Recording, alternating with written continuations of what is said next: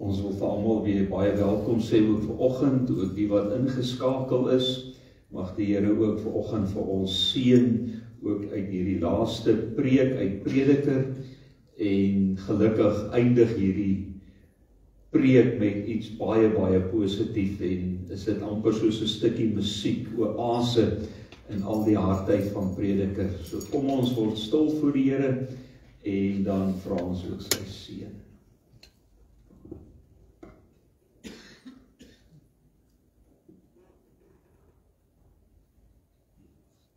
Ek kyk op na die berge. Waar sal my hulp vandaan kom? My hulp is in die naam van die Here, wat hemel en aarde gemaak het, en wat nooit laat vaar die werk van sy hande nie. Daarom wil ons U loof en U prys, omdat ons weet, ons lewe is op U gebou, en U is elke dag daar, om ons te ondersteun. Ons loof U daarvoor. Amen. Liefdes, ek groet julle genade, barmhartigheid en vrede vir julle, van God onze Vader, en die Here Jesus Christus, deur die kragtige werking van die Heilige Gees. Kom ons staan en dan aanbid ons die Here met nog 3 liedere saam.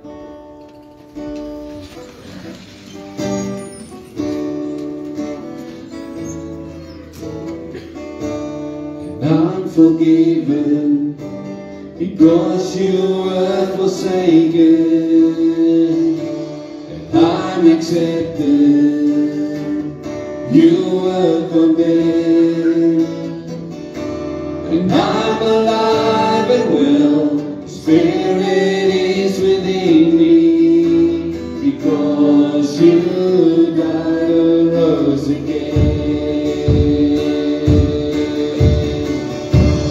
Amazing love, how can it be that you, my King, would die for me?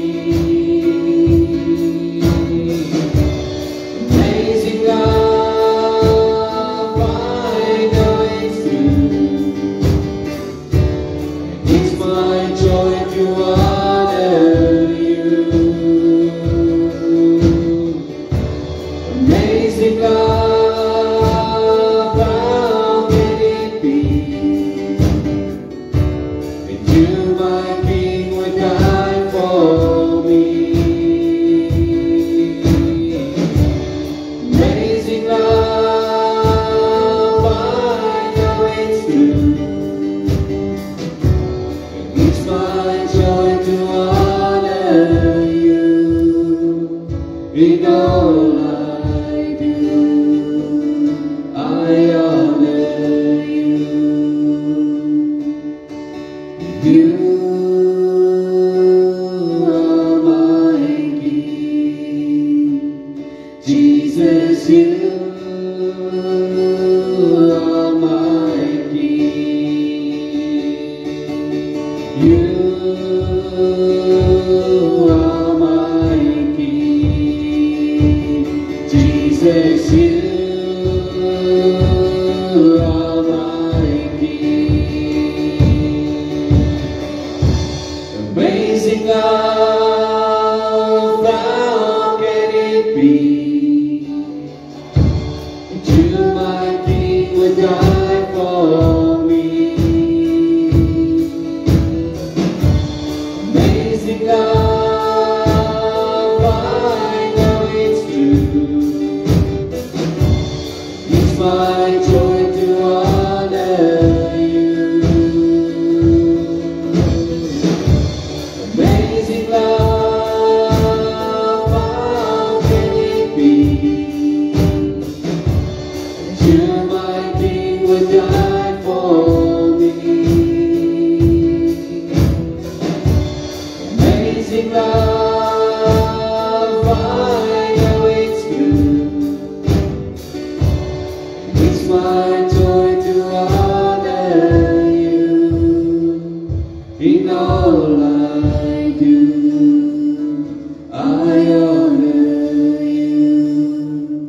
In all I do, I honor you.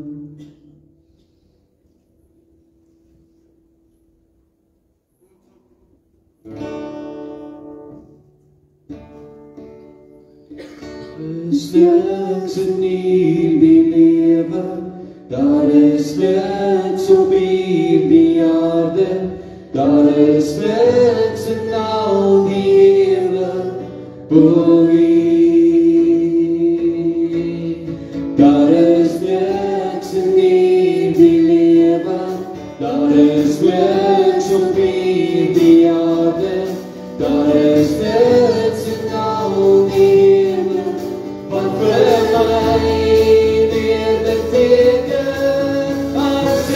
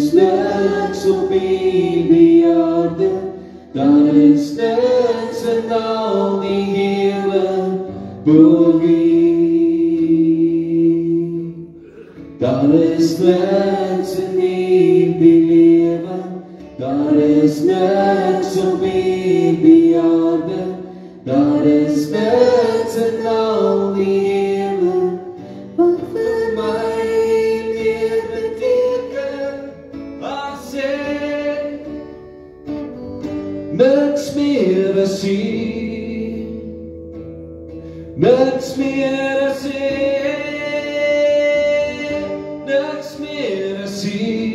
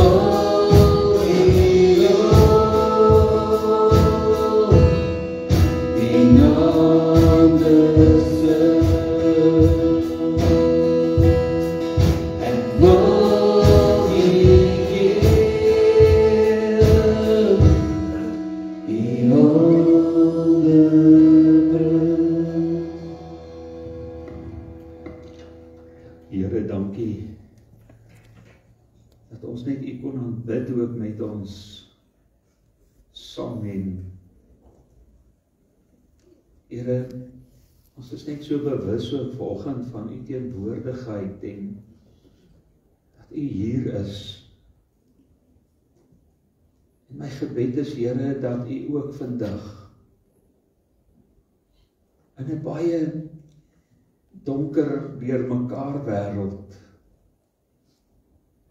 ook net vir ons die lig, die lewe, die hoop sal gee. Ons bid dit in Jesus se naam. Amen. Baie dankie, julle kan julle plekke inneem. Ons sluit af daaruit Prediker, hoofstuk 12. Ek dink, as 'n mens dink aan die boek Prediker, is dit seker een van die eerlikste boeke wat ons kry in die Bybel, want hy worstel so met die sin en die betekenis ook van die lewe. En die boek Prediker sit nie 'n soetigheid rondom die waarheid nie. Hy kom eerlik, soos 'n mens wat worstel en vra, kom die Prediker en hy worstel oor die lewe. Vra oor die sin van die lewe. Ek het verlede week ook gesê, as daar 'n oorhoofse tema is vir die boek, dan moet ons sê, alles is te vergeefs, streepie, of nie. Is alles te vergeefs? Gelukkig eindig die boek Prediker met hierdie gedeelte. En daarom die prentjie wat julle daar sien, is 'n prentjie van hoop en van lewe. Net ons gedink om net so bietjie iets te in hierdie morbiedheid van die boek Prediker. So ietsie net te gee oor iets moois, iets nuuts, iets wat vars begin. So kom ons kyk dan in Prediker 12, vers 9. Die Prediker was nie net 'n man met wysheid nie. Hy het ook die volk onderrig. Hy het nagedink, nagevors en baie spreuke gemaak. Hy het daarna gestrewe om hom raak uit te druk en die waarheid getrou op te teken. Die woorde van mense met wysheid is so skerp stokke. Versamelde spreuke is so spykers wat ingeslaan is. Hulle is deur een herder gegee. Die belangrikste van alles is, my seun, wees versigtig. Daar kom nie 'n einde aan die skryf van baie boeke nie. Te veel studie oorwys die liggaam. Die slotsom van alles wat jy gehoor het is dit: dien God en gehoorsaam sy gebooie. Dit is wat van die mens gevra word. God sal rekenskap eis oor alles wat gedoen word. Ook oor wat in die geheim gedoen word. Of dit goed of kwaad is. Ons teksvers, vers 13. Die slotsom van alles wat jy gehoor het is dit: dien God en gehoorsaam sy gebooie. Dit is wat van die mens gevra word. Kom ons dink vir 'n oomblik en kyk na hierdie pragtige foto van daardie baba. Ek dink elke keer wanneer daar 'n baba gebore word en die ouers en grootouers en familie en vriende en almal is opgewonde, ook oor hierdie pragtige kind wat gebore word. Daar's vreugde en daar's blydskap.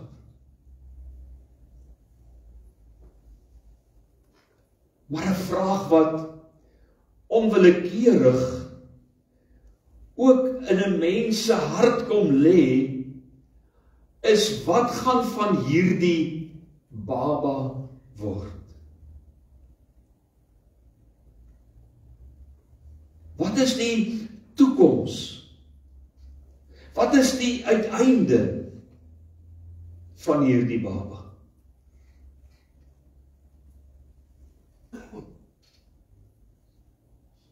'n Mens kan dink met wonderlike ouers en familie wat omgee. Is hierdie baba, is daar alles wat hierdie baba nodig het om dalk 'n sukses van sy of haar lewe te maak? Maar wat van ander omstandighede? Ons weet nie wat vir ons wag. En ek kan nie anders vanoggend as om te dink aan 'n ander beeld. Toe ons oudste kleinkind op my verjaarsdag gehaal is deur sy ouers, deur Michelle en Johan, 'n babietjie wat net by hospitaal gelos is op 5 weke. En toe hulle daardie dag met daardie klein pap babietjie wat ondervoed is en die velletjie skurf van in die son en onversorg en op mieliepap groot gemaak is die eerste 6-5 weke van sy lewe. Daardie foto.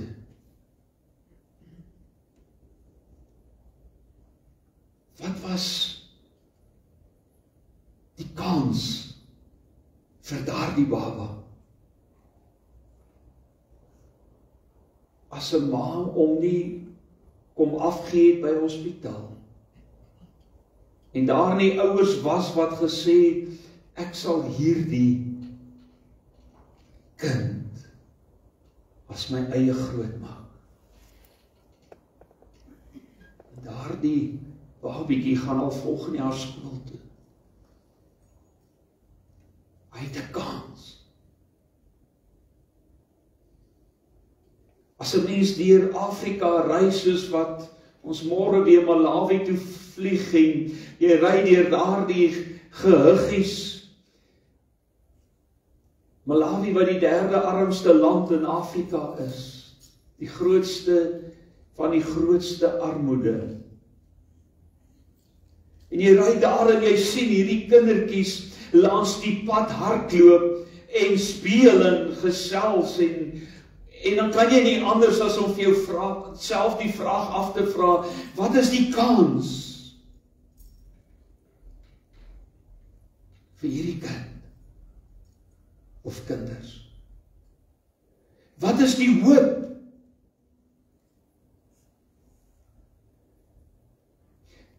As 'n mens met hierdie vraag na Prediker toe gaan, dan kom Prediker en dan sê hy baie negatief, dan sê hy, alles in hierdie lewe is 'n gejaag na wind. Daar's niks gewaarborg. Alles kom op 'n einde.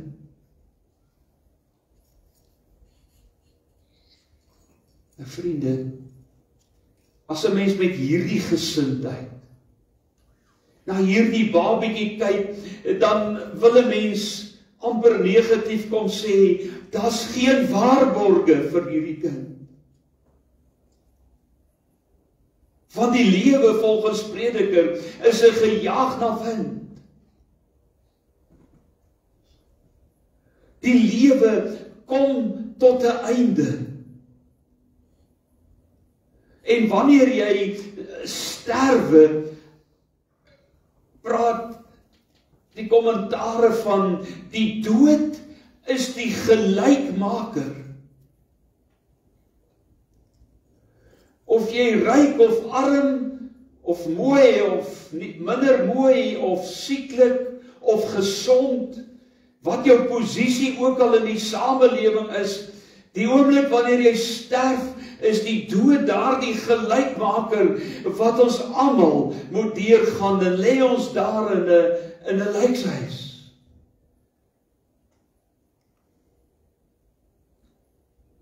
En is dit wat ek gehad het en bereik het en gedoen het, beteken dit niks.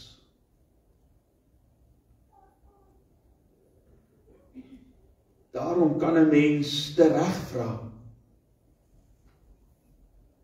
is alles die moeite werd? Is alles die togte vergeefs? As die uiteinde dieselfde is.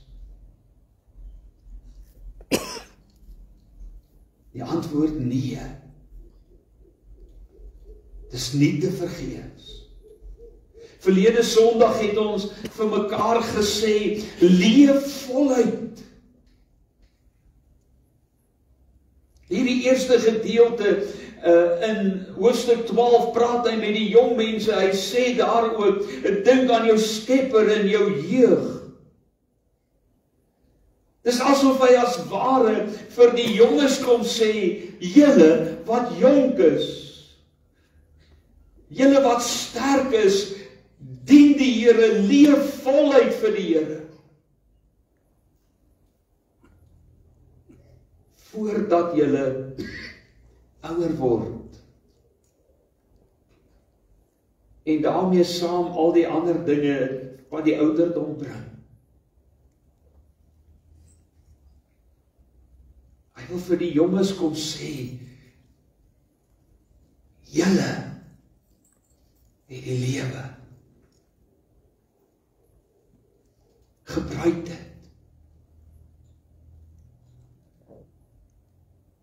En hoe pragtig is dit nie, wanneer 'n jong mens werklik die Here ken en liefhet en dien. Leef voluit.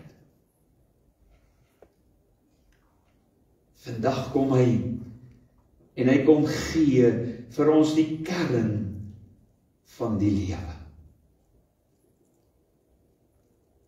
Wat maak tog saak? Hy begin, dan praat hy oor die waarde van wysheid. Die prediker het nie sommer maar net 'n paar los gedagtes kom wissel en wyse woorde probeer kwytraak nie. Nee.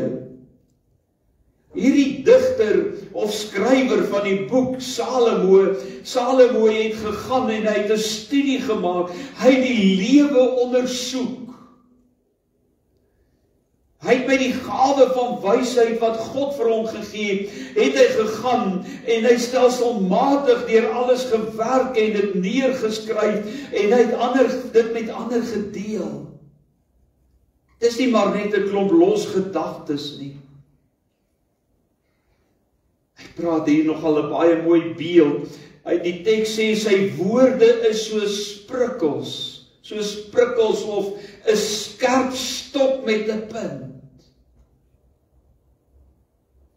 Wat in daardie tyd nogal interessant gebruik is wanneer hulle besig was in die lande of wanneer daardie os of bees iets getrek het. Dan het die persoon met 'n stok geloop met 'n skerp punt, sodat wanneer daardie dier van koers af wil raak, dan is hy daardie stok gebruik net om 'n prikkel te gee in die nek of om te wys bietjie meer hierdie kant toe of bietjie meer daardie kant. Nou kom hy met hierdie beeld en hy sê, wysheid is soos daardie skerp punt, daardie prikkels wat ons op die regte pad hou. Dat ons nie links of regs kan afwyk nie. maar die oë op die pad hou. Hy praat ook hier van sy woorde is soos ingeslaane spykers. Wat doen 'n spyker? Hy gee vir 'n boer 'n spyker en 'n hamer en hy kan enigiets regslaan of vasmaak. En 'n tang. 'n Spyker kap jy in om iets vas te hou. Of dit is om daardie portret te hang, of dit is om 'n meubelstuk dalk aan vas te hou, maar dis die doel van 'n spyker. En nou sê hy, die wysheidsgedagtes is soos ingeslaane spykers om alles vas te hou, by mekaar te hou. So dit gee die rigting, dit hou alles by mekaar in ons lewe. En dis nie net sy eie denke nie. Hy praat so mooi hier, hy sê ook hier so, hulle is gegee deur die enige herder. Ons kan ook sê, die enigste herder. Hierdie wysheid, hierdie vaste spykers, hierdie prikkelstok, kom van God af. Dis die menslike werk of denke nie. Dit is God self wat met ons praat. Ons leef in 'n tyd van baie menings. Ons leef in 'n tyd wat die sosiale media vir ons alles kom gee met die druk van 'n knoppie. As ons iets wil weet, kan ons dit Google of 'n AI vra. Alles is daar, almal weet alles.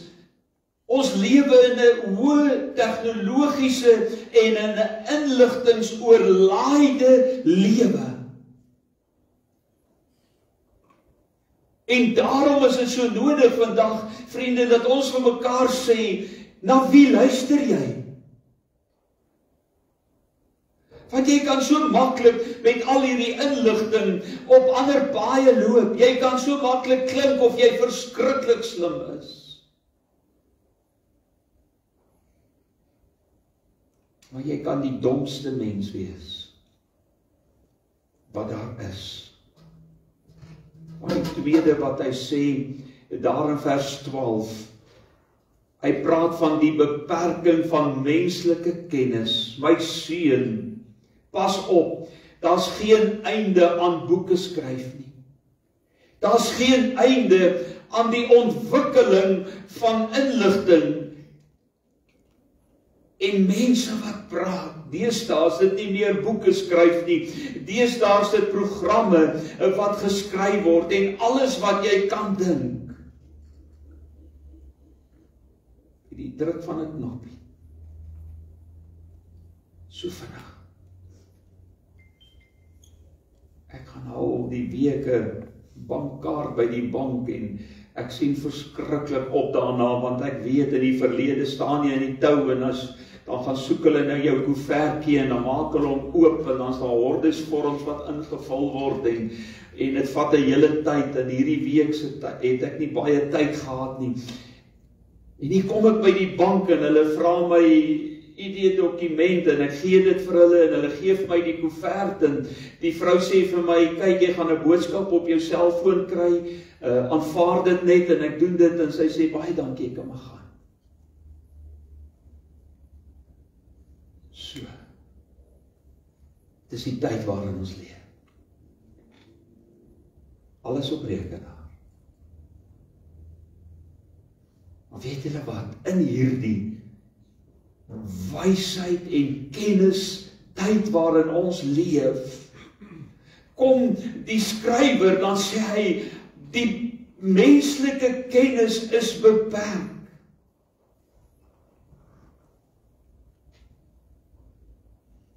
Want ek kan al die kennis in die wêreld hê, sonder om die kennis in hoofletters te hê. En die hartseer is, dat al hierdie ander kennis kan my wegtrek van die waarlike kennis wat ek en jy moet soek.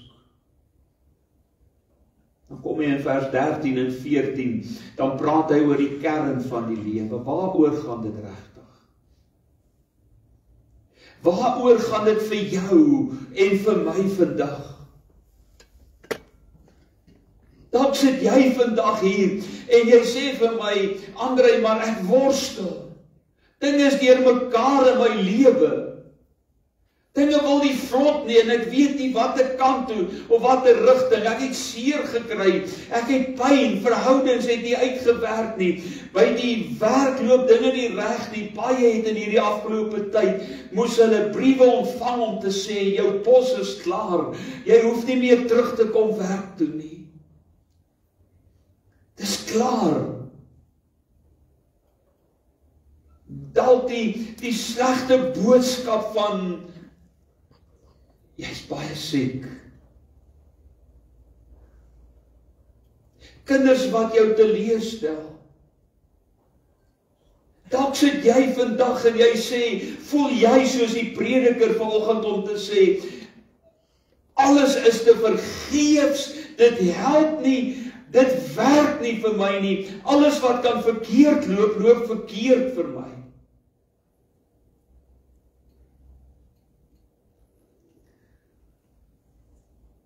Maar die skrywer, wat juis oor hierdie goed geskryf het en geworstel het, die skrywer kom by daardie punt, dan sê hy, die slot van alles, die uiteinde, of kan ons sê, die slotsom van alles, waar jy alles by mekaar maak, sê hy, vrees God en gehoorsaam sy gebooie, met jou totale menswees.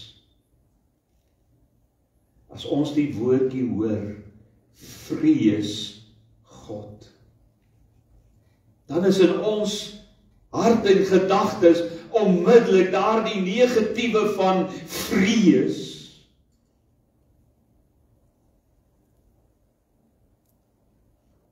Soos wat 'n kind vrees wanneer hy sy pa se voertuig hoor aankom, en hy weet wanneer die pa met sy dronk liggaam daar gaan aankom, gaan hy hel hê.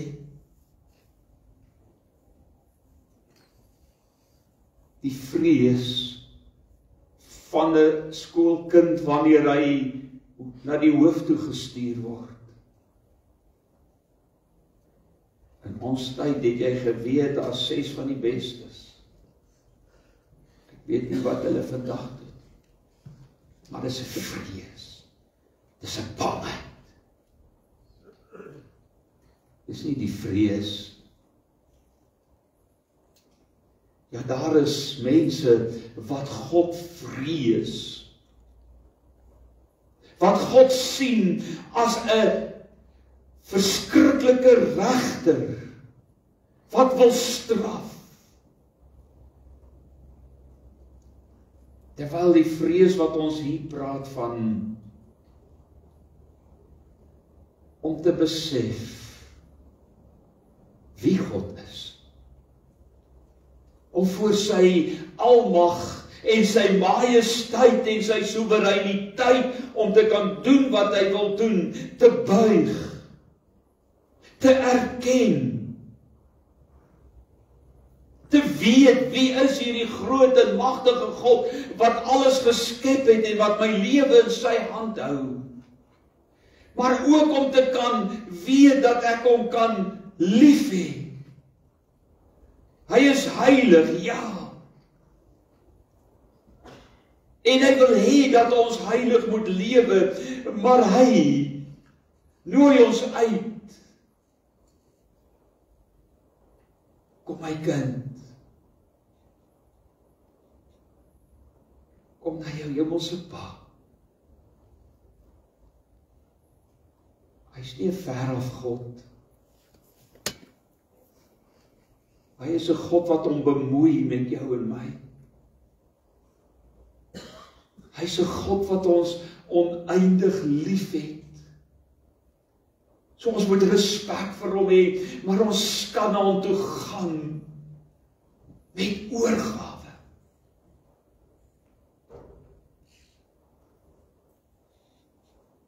En ons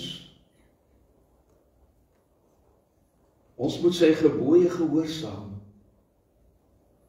Ons moet hom lief hê. Die liefde vir God word sigbaar in ons gehoorsaamheid aan hom. Die manier waarop ons lewe, dit gaan nie oor lippetaal nie. Dit gaan nie om 'n Sondagoggend in die kerk te sit en te sê, Vader, ek het U lief, maar ek stap hier uit en my lewe wys totaal en al die teenoorgestelde. Liefde word sigbaar.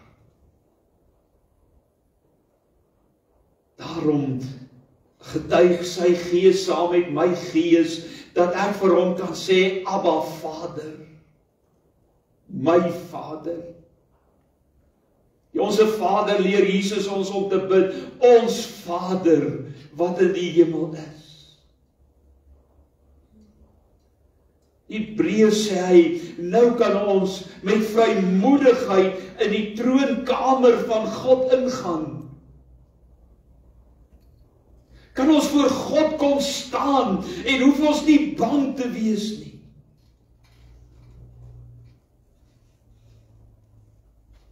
Hoekom?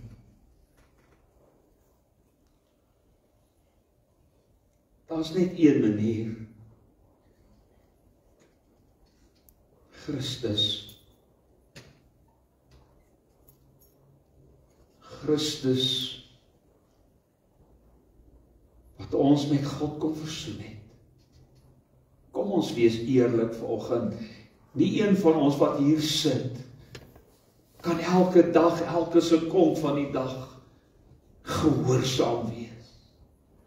Ons is mense wat worstel met die sondige natuur in ons. Daardie natuur wat so maklik uitkom in moeilike omstandighede.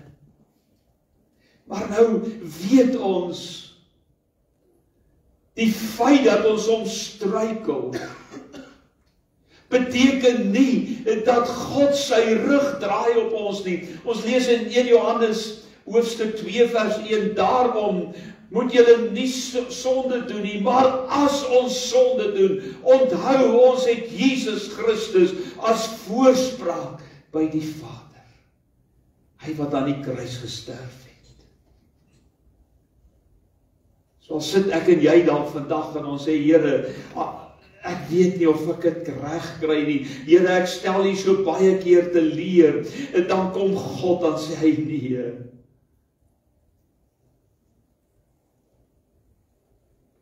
My seun het vir jou aan die kruis gesterf. Jy kan leef.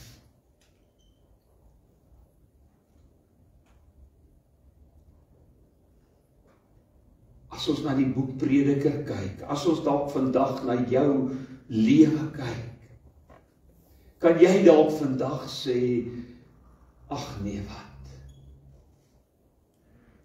As jy na die wêreld kyk met sy korrupsie en belaglikhede, met al die swaar en oorlog en alles wat verkeerd loop, kan ons dalk vandag baie maklik sê, alles is te vergeefs. Kan ons na 'n babietjie kyk en sê, ons is so opgewonde oor hierdie baba, maar wat gaan word? Mens kry deesdae jonges wat trou wat sê, ons wil nie kinders hê. Want ons wil nie 'n kind in hierdie wêreld, stikkende wêreld groot maak. Nee. Elke kind wat gebore word, het hoop.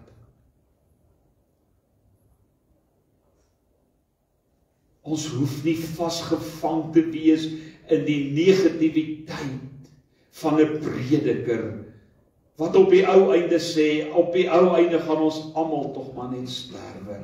Die prediker kom sê, wag so bietjie, dis asof hy daar die posknoppie wil druk aan die einde, en hy sê, voor jy weggaan,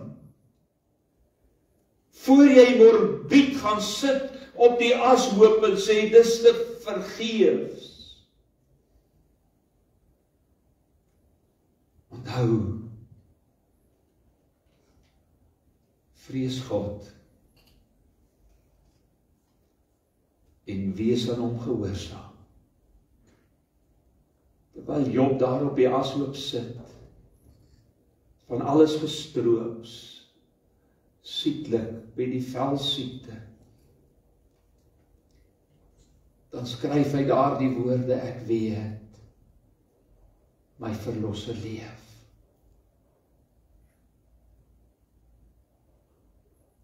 Die prediker wys vooruit. Job het vooruit gewys. Ek en jy het vandag die sekerheid, dat ons verwys terug. Hy het gekom. Hy het gekom. Dis amper Kersfees, hy het gekom. Ons kan dit vir mekaar sê. Die beloftes van die Ou Testament het waar geword. Maar weet jy wat? Hy sê ook vir ons, hy gaan weer kom. Dit wat ons met mekaar gaan deel hierdie laaste kwartaal, hy kom weer. Ons weet nie wanneer nie. Maar onthou, ek en jy kan sy wederkoms voorafgaan met ons dood. Waar die dood die gelykmaker is Jesus die verskil. Want die wat sterwe, wat Jesus aanvaar het as verlosser en saligmaker, hulle sal lewe. So in die mekaar, wat ook al jou omstandighede vandag, wil ek vir jou sê, moenie daarteen vaskyk. Moenie vasgevang word in 'n redenasie rondom al die dinge wat gebeur.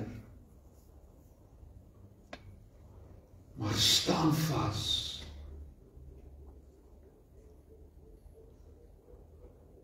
Leef voluit. Vrees God. Wees gehoorsaam. Dis waarvoor jy gemaak is. Dis die vasgeslaane spyker in jou lewe. Die ankerpunte. Al vergaan alles om my.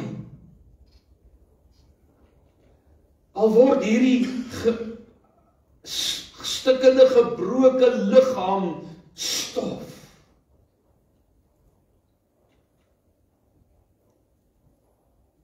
Ek het die lewe.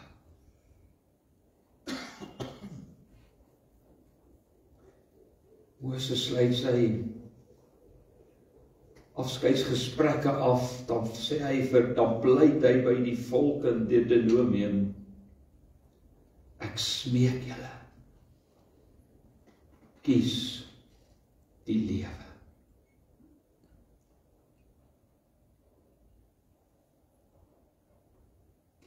Moenie vaskyk teen die siniese vraag, is alles te vergeefs? Kies die lewe en jy sal lewe. Die sin van my bestaan is om God te eer. In 'n stikkende, gebroke wêreld, met alles wat moontlik denkbaar kan verkeerd loop, kan ek hom dien en kan ek opkyk. En kan ek lofsange sing soos 'n Petrus in die tronk. Kan ek bid en sê, Vader, soos 'n Stefanus, Vader, vergewe hulle, want hulle weet nie wat hulle doen, as hulle hom doodgooi met klippe. Ek weet, my verlosser lewe. Dit gee sin. Dit maak dat 'n baba gebore kan word. Met die wete, daar is sin in hierdie lewe. Amen. Dierbare Vader, baie, baie dankie dat ons aan die einde van hierdie boek by die kern van die lewe uitkom. Die enigste iets of saak wat 'n verskil maak. Ja, waar die dood daardie gelykmaker is. En alles tot niks kom, al my gejaag na geld en besittings en rykdom en alles wat in die wêreld so belangrik is. Alles kom tot niks. Maar dankie dat U die sin gee. Help ons om by U uit te kom. En as ons ander goed najag in die lewe, Here, wys dit vir ons. Dat ons by U net kan stil word. Dankie dat die sin van ons bestaan is om U te eer. Dankie dat ons vandag kan sing, ek weet verseker dat Jesus leef. Dankie dat ons die hoop het. En nie vasgevang is in vrees, soos die wêreldse vrees nie. Maar met 'n sekerheid, met 'n glimlag, ek leef. Here, ek wil so bid vir ons gemeente. Ek wil so bid vir herlewing, Here, vir 'n toewyding in 'n verskriklike moeilike tyd ook in ons dorp en in ons gemeenskap. Ek wil bid dat ons oë sal oopgaan, dat ons sal besef dat ons na U toe moet terugkom. Ek dink so aan daai kronieke teks, as my volk oor wie ek my naam uitgeroep het, sal terugdraai, dan sal ek. Dis wat ons bid. Al hierdie sware krisisse ons na U toe sal bring. Ons bid vir hulle wat siek is, wat herstel na operasies, en ons wil bid dat U volkome genesing sal gee. Ons bid vir hulle wat stikkend is en seer is, dat U genesing sal bring. Ons vra dit in Jesus se naam. Amen. En ons sluit af met die laaste.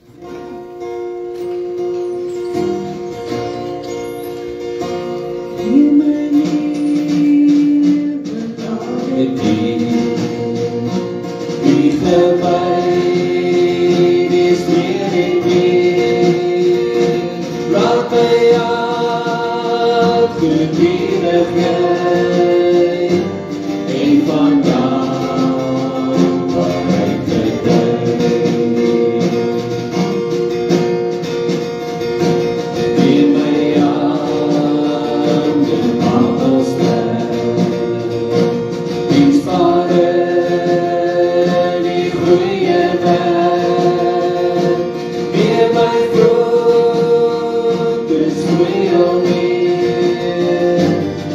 Baby.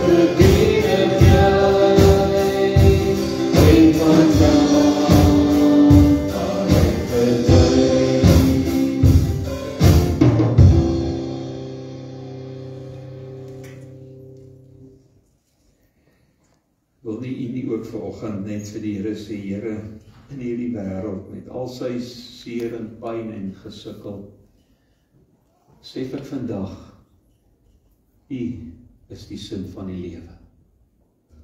En net om jou lewe vir hom te gee, en sê, Here, U wat die sin van my lewe is, neem my lewe. Al die ander goeders maak nie meer saak. Is net om vir U te lewe. Al die ander goeders kom tot 'n einde. Die enigste ding in die lewe, die enigste ding in die lewe, wat vrugte afwerk na jou dood, is as jy Jesus aanvaar. Dis die enigste. Al die ander goeders in jou lewe, kom tot niks. Behalwe dit. Die Here sê, niks en niemand sal jou uit my hand uittrek. Dis ewig. Ontvang dan nou sy seën, die genade van ons Here Jesus Christus, die liefde van God ons Vader, en die gemeenskap met die Heilige Gees, bly met ons elkeen.